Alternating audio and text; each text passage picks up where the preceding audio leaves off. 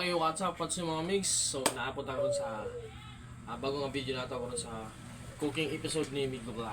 So, maayong gabi sa tanan, no? Shoutout sa tanan. Salamat sa pagtanaw, mga pinalanggan ako ng followers o viewers. Karon ato na pong anaw-naan nga sudanon ay iskabichi nga isda.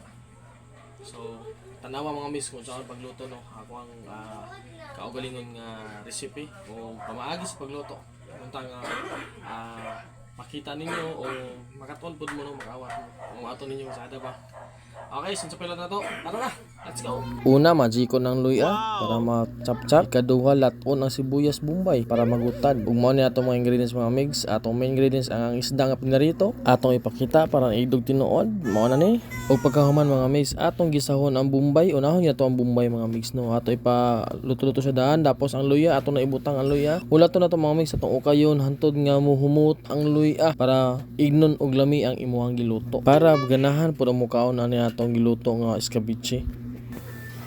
Ug usa mga migs, ayo yung kalimti ang ato ang tomato sauce nga ibutang nato sa ato ang isda nga escabeche. Baka naman yung ipsi.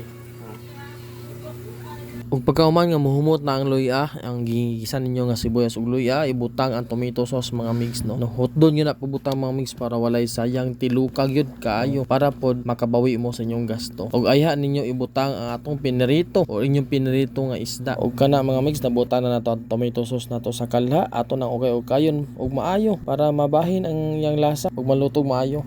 Ug pagkahuman mga mix, butangan og tunga sa baso nga tubig ug kinahanglan na exhibition. Dayon ayaw kalimti ang magic sarap nga mo'y mohatag og timplada sa inyong escabeche nga bahalag mga lipong natod sa kadaghan ug nagpabilin pagyapong barato sa tindahan. Pagkahuman bubuoy sa paminta pero mas maayo gitong liso sa paminta ang gigamit. Pagkahuman bubuoy og suka mga mix para na siya aslom-aslom gamay sama sa problema nga giatubang nato karon. Ug ayaw kalimot sa pag-ukay mga migsa pero nakurat ko na ay kamot ni Apilman diri pero ayaw nila nahunaw ang importante ibutan na nato ang piniritong isda nga mao ang ato ang main ingredients karong gabi una. Ug ako nang gitasatag sa pagbutang mga mix aron dili mga dugmok pod kay murag baho na biyan isda kay tinuod adto pa ni isang adlaw na mo napalit dito sa merkado. Pero ayaw ko balaka kay lami mangyapon ni siya labi na imong tiyan nga perti nagyong dakuha. Mo naglain naman nga istorya. Pagkahuman nato nabutang mga mix ang mga piniritong isda ako nang ipanghanay sila gipambutangan ako slag sabaw agud nga mosunok yun ang kalami sa isda. Ug mao na mga mix, no, ako nang ipangbubuan ang mga isda tas tagsa no maglami na magay tanawon gigutom na may kog maayo ani. Kay ako nagluto dapat ako yung una mabusog pero ako yung una gigutom nabaliktad na may na sitwasyon. Ug sa pila ka minuto nga hinulat mga mix tanawa atong niluto murag lami na gyud kaayo. Pwede na gyud siya kaunon ug unta kamo pod nakatuon sa akong pagluto. Ug i-serve na nato ang atong escabeche nga isda mga mix. Hope you like it, no, you enjoy it my video ug unta mag-follow mo sa akong page sa Migo Vlog ug sa atong YouTube channel Migo Vlog. I hope nga mahuman na tong issue sa bayot nga gitawag siya og sir. Ug bye-bye, salamat. Manihapon ta sa inyong tanan.